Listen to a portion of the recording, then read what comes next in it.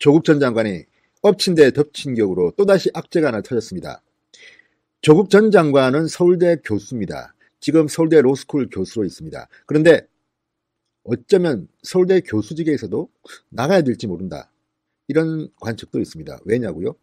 바로 학위 논문 표절 의혹 때문입니다. 지금 조국 전 장관은 석사 논문을 표절했다는 의혹을 받고 있습니다. 그래서 서울대 연구진실성위원회가 예비조사를 하고 있습니다. 자, 이 예비조사를 통과하면 본조사에 착수하게 됩니다. 자, 이 서울대위원회는 다음 달쯤 본조사를 할지 말지를 결정합니다. 그런데 이번에는 박사학위 논문이 또 걸렸습니다. 아까 말씀드린 것은 석사학위 논문입니다. 석사학위 논문이 지금 현재 예비조사 단계에 와 있습니다. 표절 의혹이 있기 때문에 예비조사를 지금 하고 있는 겁니다. 그 결과에 따라서는 본조사에 들어가야 됩니다. 그런데 이와 별도로 이번에는 조국 전 장관의 박사 논문, 그러니까 미국 캘리포니아대 버클리 로스쿨의 이 박사 논문도 표절 의혹에 휩싸이고 있습니다. 예비조사에 들어갑니다. 진성호의 융단 폭격 시작합니다. 조국 전 장관, 조국 서울대 교수를 융단 폭격합니다. 방송에 앞서 아직 진성호 방송의 구독자가 아니신 분들은 붉은색 구독 버튼 꾹 눌러주시면 감사하겠습니다. 자, 서울대 연구진실성위원회. 서울대 연구진실성위원회는 13일 자유한국당 곽상도 의원실에 이런 이 문장을 보내왔습니다. 제보해 주신 본교 법학전문대학원 조국 교수의 박사학위 논문에 대한 의혹 내용을 검토한 결과 예비조사 개시를 결정했음을 알려드린다. 이런 내용의 공문을 보내왔습니다. 자, 이게 무슨 말이냐면요. 일단 곽상도 의원이 제보한 걸 바탕으로 해서 서울대학교 연구진실성위원회가 검토한 결과 이 정도면 표절인지 아닌지 우리가 한번 가려봐야겠다는 단계까지 온 겁니다. 그러니까 예비조사를 개시했다는 겁니다. 이 예비조사가 시작되면 그 다음에는 본조사까지 갈 수도 있고 아니면 예비조사 단계에서 끝날 수도 있습니다. 그런데 중요한 것은 지금 조국의 석사 논문과 박사 논문이 모두 함께 이 예비조사에 하나는 들어갔고 하나는 지금 마무리 단계입니다. 석사 논문은 다음 달쯤 이것을 본조사를 할지 말지를 결정하고 이 박사 논문은 이제 예비조사를 개시했다는 겁니다. 곽상도 의원은 지난달 21일 국정감사 당시 영국 옥스퍼드대 갤리건 교수 논문에서 다수 문장을 베꼈다. 미국 인디애나대 로스쿨 브래들리 교수의 독일어 판결문을 요약한 부분을 또 뺏겼다. 이러면서 조국 전 장관의 박사학위 논문 표절 의혹을 제기했습니다. 당시 국감정인으로 나온 오세정 서울대 총장, 연구진실성위원회에 국감에서 나온 문제 제기를 한번 검토해달라고 얘기하겠다 이렇게 말했습니다. 자, 곽상도의 문제 제기를 오세정 총장이 연구진실성위원회에 일단 토스한 모양입니다. 그런데 서울대 연구진실성위원회가 검토한 결과 예비조사를 개시하겠다. 이런 결정을 내렸다는 겁니다. 결과에 따라서는 표절 의혹에 대한 또 다른 결과가 나올 수도 있습니다. 자, 문제가 된 조국의 논문, 박사학위 논문입니다. 1997년 미국 버클리 캘리포니아, 그러니까 UC 버클리에서 제출한 것입니다. 6년 전부터 변희재 씨 등을 중심으로 영국과 미국 교수의 논문을 표절했다는 의혹이 제기됐습니다. 그동안 서울대는 버클리 대학의 한국계 존 유 교수가 보내온 문제없다는 메모를 근거로 그동안 조사에는 착수하지 않았습니다. 지금까지 조국 교수의 논문 표절 의혹이 있을 때마다 바로 이 버클리대에 있는 한국계 존 유 교수의 메모, 문제없다는 메모를 근거로 해서 조국 교수는 언제나 표절이 문제가 없다는 이런 결정을 받았다. 뭐 이렇게 답을 했는데 이제 그에도 불구하고 서울대 연구진실성위원회가 문제가 있을 수 있겠다고 판단하고 예비조사를 개시한 겁니다. 자, 예비조사 결정이 내려지면 한 달 이내에 30일 이내에 해당 학교 관계자 3명으로 예비조사위원회를 구성합니다. 조사기간은 예비조사위원회 구성일로부터 30일입니다. 예비조사가 시작되면 조국 전 장관에게 조사 상황을 알리고 본인의 의견을 서면이나 대면으로 듣는 절차를 거치게 됩니다. 자, 예비조사위원회 결과가 나오면 연구진실성위원회를 다시 열어 본조사 여부를 결정하게 됩니다. 지금 조국 교수, 일본 논문을 표절했다는 의혹을 받는 석사 논문, 서울대에서 받은 논문입니다. 서울대 석사 논문 30일간 예비조사를 완료했습니다. 자, 이제 본조사 여부는 다음 달 열릴 회의에서 결정한다고 합니다. 자, 조국 교수, 아무튼 결론이 문제가 없음으로 날 수도 있습니다. 그리고 표절이라고 판정이 날 수도 있습니다.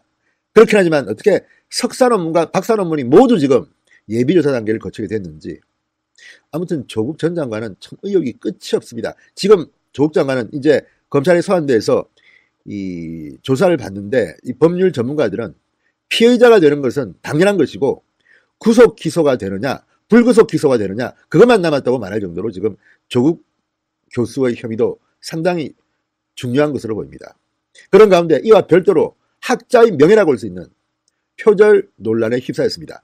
석사 논문, 서울대 석사 논문, UC 버클리의 박사 논문 2개가 다 지금 서울대 연구진실성위원회에서 주시하고 있습니다. 이미 WFM, 이 조국 일가가 투자한 사모펀드의 운용사지요. 코링크 PE가 투자한 인수한 회사 WFM의 주가와 관련해서 주가 조작 의혹까지 하고 있는 검찰은 이 WFM의 주식을 내부자 정보를 이용해서 구입해서 상당한 재미를 봤다. 또 하나는 시세보다 훨씬 싼 값으로 샀다면 이것은 뇌물죄에 해당한다고 봅니다. 지금 조국 전 장관이 청와대 민정수석으로 있을 당시 청와대 인근 ATM기에서 5천만 원을 붙이고 그 즈음에 정경심이 산 주식은 시세보다 상당히 쌌습니다. 그래서 지금 검찰은 2억 6천만 원, 일부에서는 2억 8천만 원 정도의 부당이익을 취했다는 얘기가 나옵니다. 이게 뇌물죄가 성립할 수 있다는 겁니다. WFM의 우모 전 대표 굉장히 돈이 많은가 봅니다. 이 정부의 국책 사업이라고 할 수 있는 2차 전지 사업에 갑자기 뛰어듭니다. 그전에는 영업 교재를 만들었습니다. 그러더니 주가가 급등하기 시작합니다. 그리고 여러 가지 작전을 썼나 봅니다. 공장도 세우고 중국 자본도 들여오고 이런 거 할 때마다 내부자 정보를 알려줬다고 이야기합니다. 그러면 정경심 씨는 주식을 샀습니다. 그리고 주식 현 시세보다 훨씬 더 싼 값에 사서 부당 이득을 취했다고 검찰은 보고 있습니다. 이게 조국이 아니면 왜 이런 짓을 했겠습니까? 결국 조국을 보고 돈을 준 것이다. 그렇다면 조국은 뇌물죄가 성립될 수 있습니다. 뿐만 아니라 뇌물죄가 성립되지 않더라도 조국은 이미 공직자윤리법을 위반했습니다. 왜냐하면 자신이 청와대 민정수석이고 장관일 때까지도 아내 정경심은 계속해서 차명으로 주식 선물 거래를 해왔던 겁니다. 지금 법은 공직자는 직접 주식 투자를 금지하고 있습니다. 이걸 모를 리 없는 조국 부부가 이렇게 차명으로 돈을 굴렸다면 무조건 이거는 공직자윤리법 위반입니다. 플러스 이게 뇌물이 되느냐 관건입니다. 그런데 또 하나 특이한 게 드러났습니다. 지금 검찰이 굉장히 예리하게 들여다보고 있는 부분이 노환중 부산대 의전원 교수 부분입니다. 자, 노환중 교수는 자신이 세운 장학재단을 통해서 조국 딸에게, 조민 씨에게 1,200만 원 정도의 장학금을 6학기 연속으로 줬습니다. 그런데 문제는 이 돈이 뇌물이 될 수도 있다는 겁니다. 왜냐하면 유급을 한 상태에 성적이 좋은 것도 아니고 가정이 어려운 것도 아닌데 특이하게 조민한테만 이 장학금을 6학기 연속으로 줬습니다. 다른 학생들은 한 학기씩 받았습니다. 그렇다면 대가성은 뭘까? 자, 노환중 교수는 서울로 올라와서 조국 전 수석을 만났을까요? 아니면 청와대의 부산대 의대 교수가 주치로 가는데 도움을 줬을까요? 자, 이런 데 대해서는 노환중의 메모가 발견됐습니다. 자신이 청와대 대통령 주치로 부산대 의대 교수가 가는데 큰 역할을 했다는 것을 과시하는 듯한 메모입니다.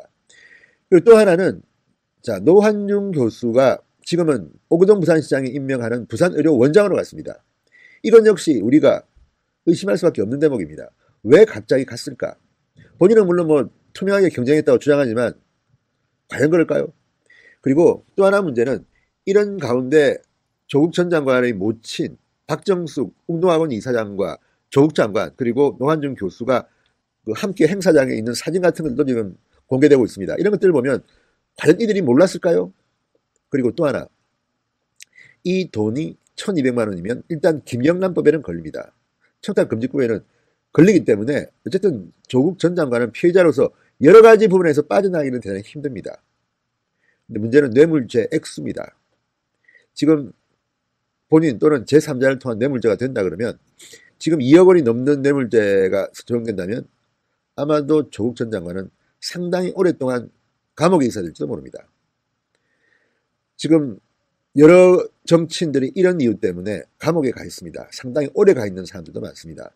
가령 예를 들어서 이 최경환 한국당 의원이라든지 또 민주당에도 몇 명 있습니다.